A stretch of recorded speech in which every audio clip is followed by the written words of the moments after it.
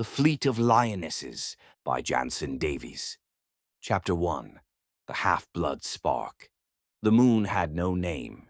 It had been stripped of one long ago, along with its oceans, its archives, and its dignity. Now it was just a husk, orbiting a forgotten gas giant, its surface pocked with tribunal ruins and the bones of failed diplomacy. Lornella Shore stood barefoot in the dust, her mother's blood still warm on her palms. The tribunal had left. Not in haste, not in shame, but in triumph.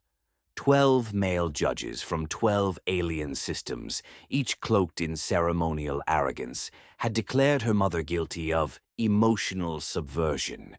The sentence, death by neural unraveling. They called it justice. Lornella had watched it all. The way her mother's memories were peeled from her mind like petals from a dying flower. The way the Dorelli empath's final thoughts, love, defiance, sorrow, had shimmered in the air before vanishing into the void. She knelt beside the body, herself half human, half Dorelli, and wholly unwanted. Her hybrid blood had always been a curse, too volatile for the humans, too impure for the aliens. She had been denied rank, denied voice, denied grief. But now something ancient stirred in her chest, not rage, not vengeance, a need to be heard. Lornella rose. Her eyes glowed with the bioluminescent hue of her mother's people. She walked into the ruins, past the shattered amphitheater and the rusted memory spires. At the center stood the old broadcast tower, still functional, still forbidden. She climbed it. The wind howled, the stars blinked, and Lornella spoke. To every woman who has been silenced, to every daughter who has been discarded, to every sister who has been told she is less, we are not theirs to break. The signal pulsed outward, encoded in emotion, encrypted in pain. It reached the outer colonies first, then the slave moons, then the breeding stations, then the forgotten ships drifting between systems. Millions heard it, and somewhere in the cold dark of space, a concubine sharpened her blade. A pilot rerouted her freighter, a scientist burned her research, and a warlord smiled. Lornella descended the tower, her mother's name etched into her skin with a blade of memory. She did not mourn. She did not pray. She began the fight. Chapter 2. The Silenced. The signal traveled faster than light, not because of its frequency, but because of its fury. Encoded in Lornella's voice was something no encryption could mask: pain, memory, and the undeniable truth of injustice. It reached the outer systems first, places where silence had long been mistaken for peace. On the frost moons of Corel, the songweavers paused mid-hymn. Their voices, once used to soothe the minds of warlords, now trembled with rage. One by one they shattered their harmonic collars and began to sing a new melody, one of uprising. In the breeding chambers of Karnath, engineers who had been reduced to wombs and wire heard Lornella's words and rewired their captors' neural grids. The facility went dark. The women emerged not as survivors, but as tacticians. On the slave barges of the Threxian Drift, concubines turned assassins. They used their ornamental blades, once symbols of submission, to carve escape routes through titanium hulls. The stars watched and did not blink. Each woman who heard the signal had a story. Jara, a blind pilot from the shattered world of Mir, who once flew reconnaissance missions for a regime that erased her name. Lunari, a telepathic orphan who had been sold to a psychic syndicate and forced to read the minds of criminals until her own fractured. Ven, a former pleasure model who had hacked her own programming and now led a cybernetic rebellion from the underbelly of the orbital markets. They did not know Lornella, but they knew her voice. It was the voice of every mother who had been silenced, every daughter who had been discarded, every sister who had been told she was less. Across the galaxy, ships began to move, Freighters rerouted, mining vessels were repurposed, abandoned warships were reactivated. The fleet of Lionesses began to form, not in one place, but everywhere. It was not a fleet of uniformity. It was a fleet of fury. The male rulers noticed. They called it a disturbance, a glitch, a hormonal anomaly. They were wrong.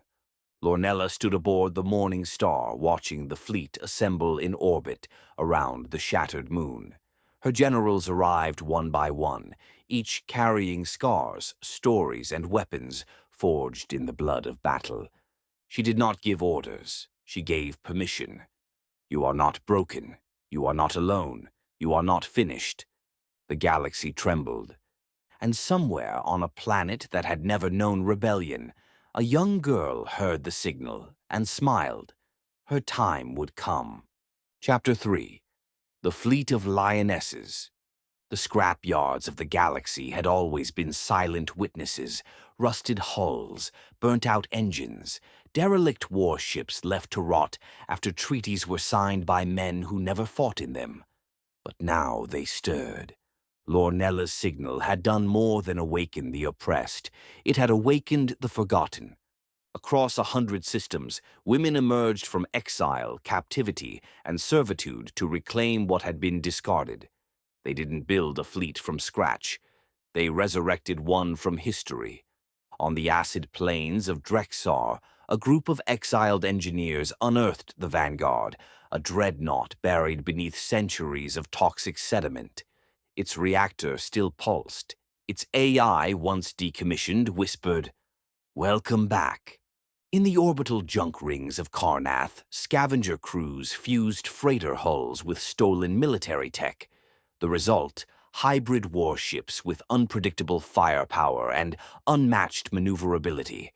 They called them ghost wings because they moved like phantoms and struck like vengeance.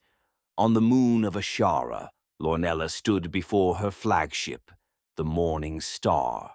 Once a diplomatic cruiser, now retrofitted with stealth plating, psychic shielding, and a command deck carved with the names of the fallen.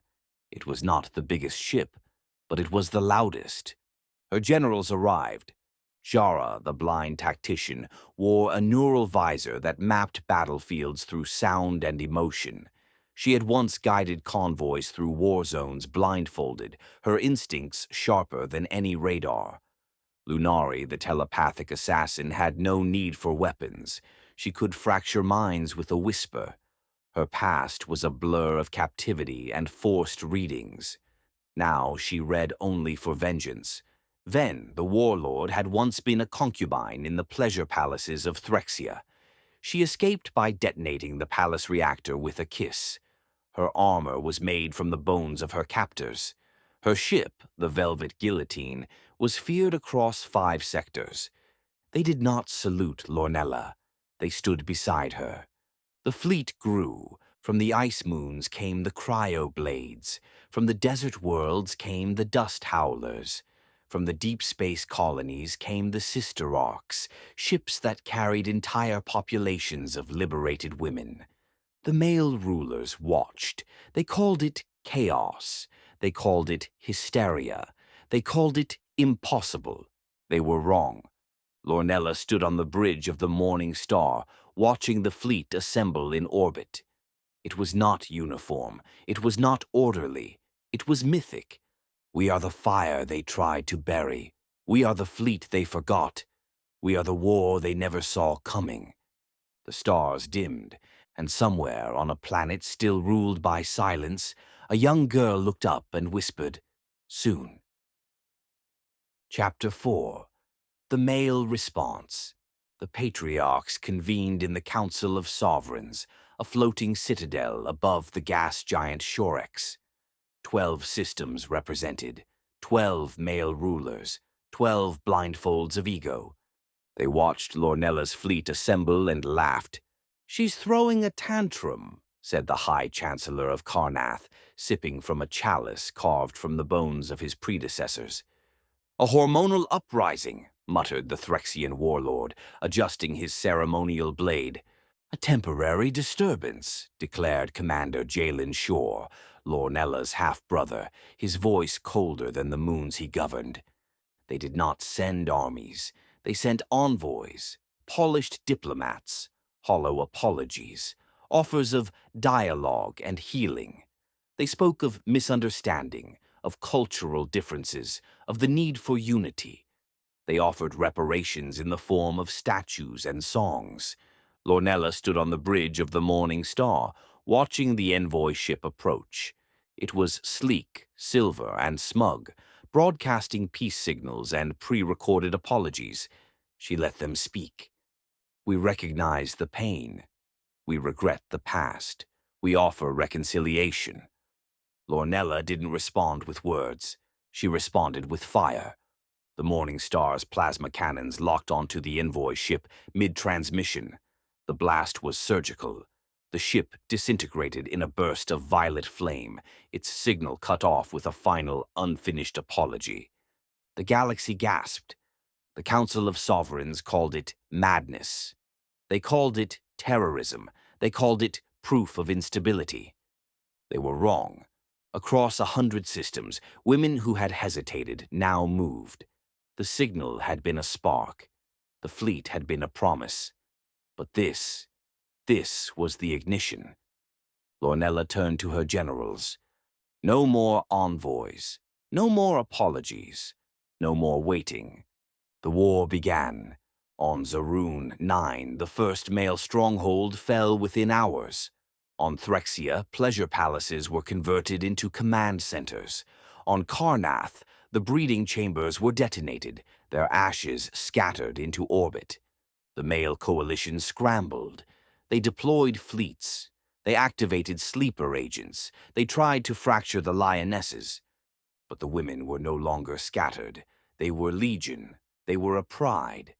And somewhere on a planet still ruled by silence, a young girl watched the stars burn and whispered, "Finally."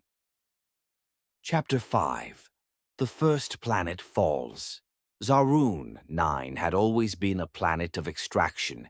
Its core was rich with thermosite, a volatile mineral used to power warships and suppress rebellions.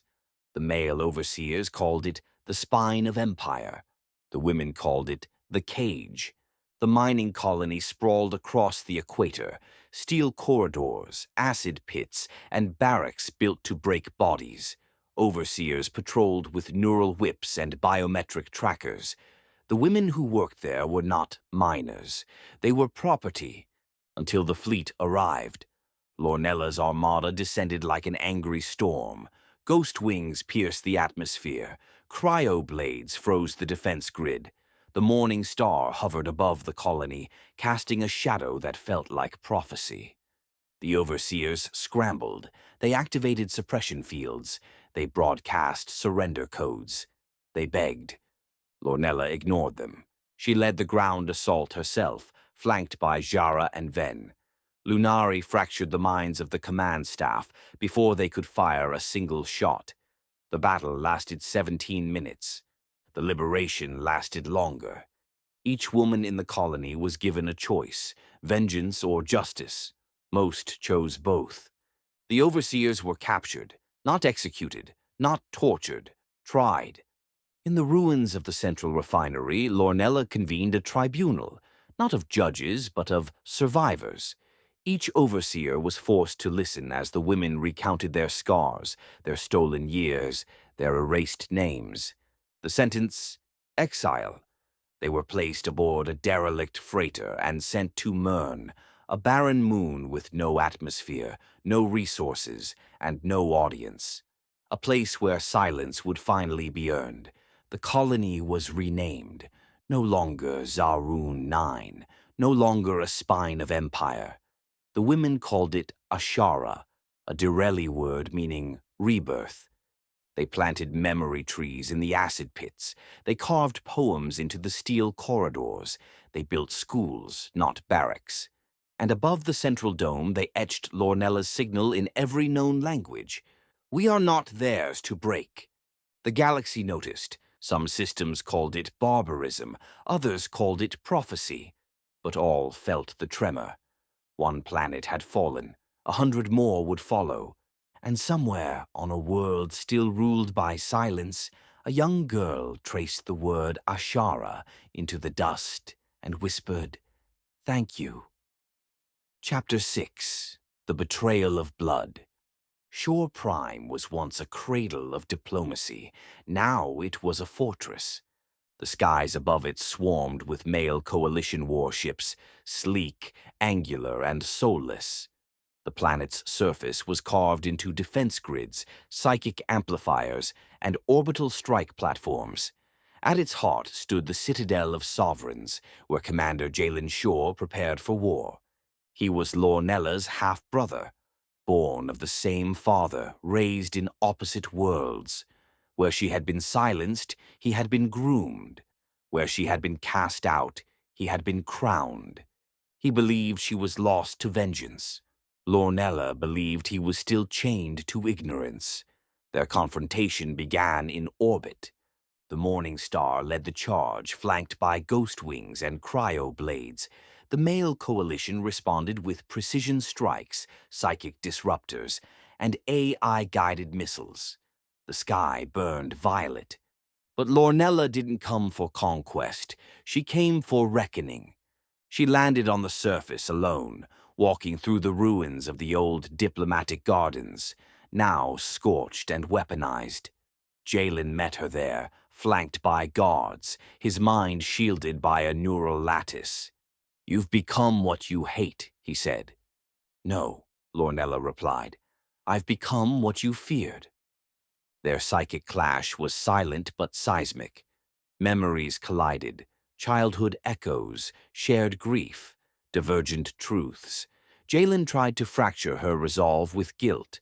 Lornella countered with clarity. She showed him the tribunal, her mother's death, the scars hidden beneath her skin. He showed her the chaos, the fear, the systems unraveling under her war. They fought without fists. They fought with memory. Above them, the fleets clashed. Orbital strikes lit the sky. Psychic amplifiers shattered. The Citadel trembled. Lornella could have ended him. She had the power, the precision, the pain. But she didn't. She stepped back, eyes glowing with restraint. "Next time I see you," she said, "I won't." Jalen fell to his knees, not in defeat, but in revelation. His guards did not move. His neural lattice flickered. And somewhere deep within the Citadel, the first cracks in the male coalition began to form. Lornella returned to her ship. She did not celebrate. She did not mourn. She prepared. And somewhere on a planet still ruled by silence, a young girl watched the confrontation broadcast across forbidden channels and whispered, "She spared him." For now. Chapter 7. The 100-Planet Uprising.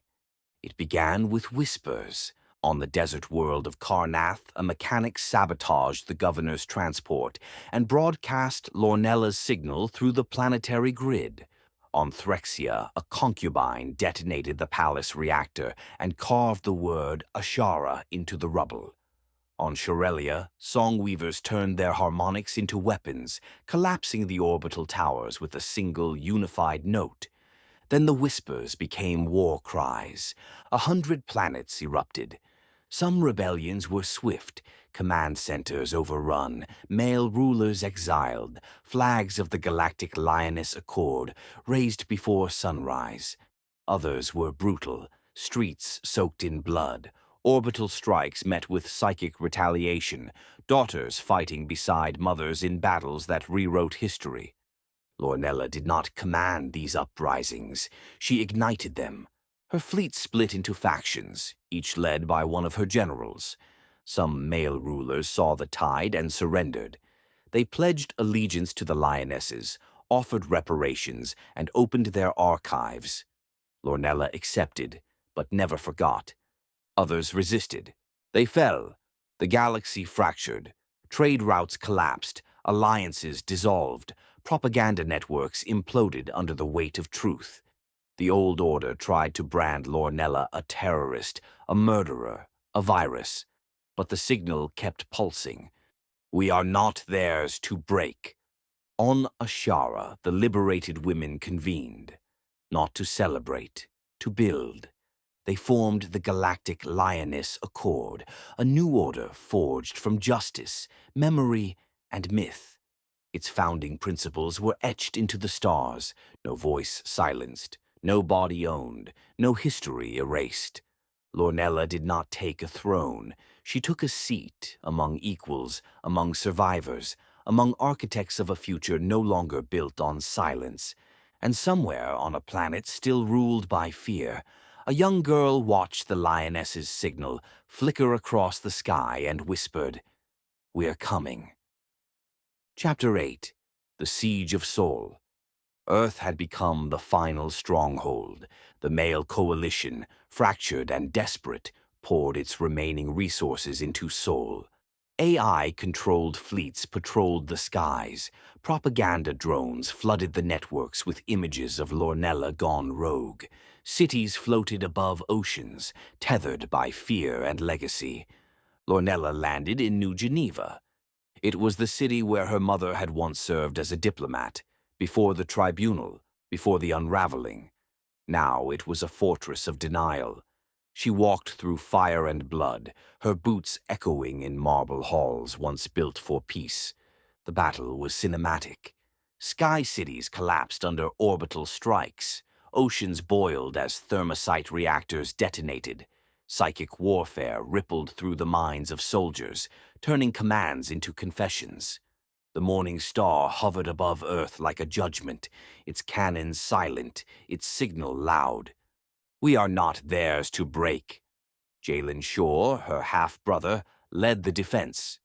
But something had shifted. His orders faltered. His fleet hesitated. His mind, once shielded, now trembled in fear.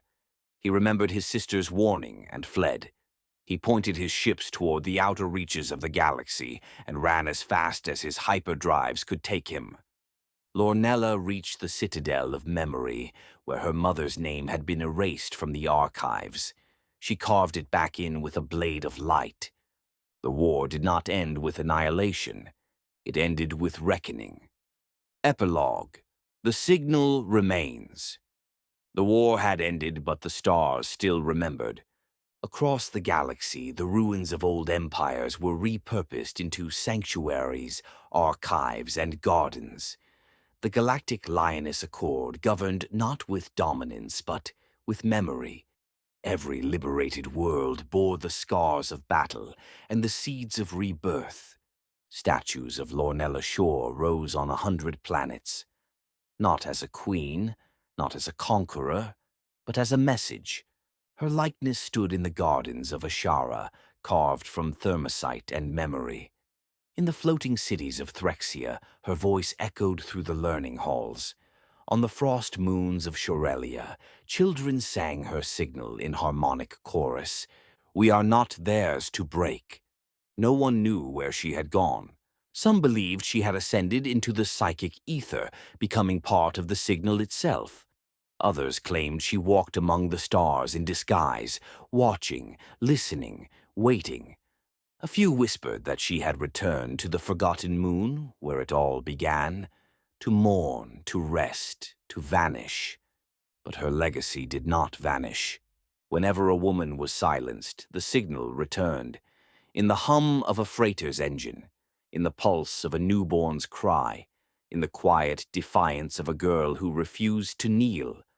The galaxy had changed, not perfectly, not completely, but irrevocably. And somewhere on a planet still ruled by silence, a young girl stood beneath the stars, her hand pressed to the soil, her heart echoing with fire. She whispered the words, "We are not theirs to break." And the stars answered. The end. Please like, comment, and subscribe. Thank you.